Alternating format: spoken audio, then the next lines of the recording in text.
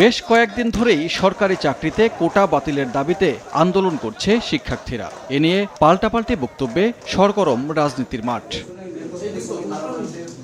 সোমবার সভাপতির রাজনৈতিক কার্যালয়ে সংবাদ সম্মেলনে আওয়ামী লীগ সাধারণ সম্পাদক মনে করিয়ে দেন 2018 সালে পরিপত্র জারি করে কোটা বাতিল করেছিল সরকার। এরপর 7 মুক্তিযোদ্ধার সন্তান আদালতে গেলে কোটা পুনর্বহাল করেন আদালত।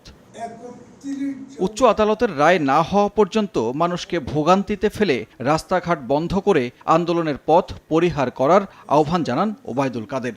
বলেন, বিএনপি ও সমমনারা কোটা আন্দোলনের উপর প্রকাশ্যে ভর করেছে। তবে এ অভিযোগ অস্বীকার করেছেন বিএনপি মহাসচিব। উচ্চ আদালতের রায় না হওয়া পর্যন্ত আমাদের অপেক্ষা করতে এবং কোনো প্রকার উত্তেজনা এবং রাস্তাঘাট বন্ধ করে মানুষের দুর্ভোগ সৃষ্টি পরিহার করা উচিত। বিএনপি এবং তাদের সমমনস্করা এই কোটা আন্দোলনের উপর ভর করেছে। ছেলেদের যে দাবি, এই দাবি কিন্তু আমরা বলেছি আমরা সমর্থন করি। এটা অত্যন্ত যৌক্তিক দাবি, এটাকে আপনার অযৌক্তিক বলার কোনো কারণ নেই।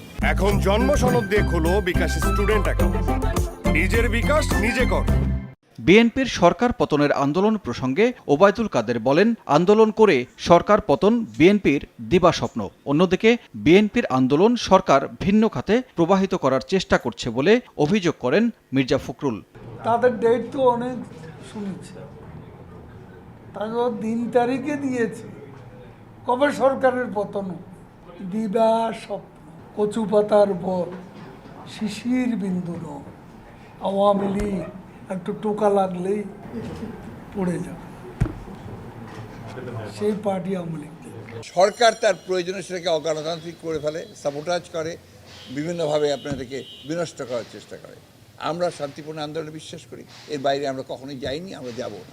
বেগম জিয়ার মুক্তির দাবিতে বিএনপির আন্দোলন চলবে বলেও জানান মির্জা ফখরুল। চেষ্টা করবো আমাদের পক্ষে যতটুকু। সানবীর রূপল, সময় সংবাদ, ঢাকা।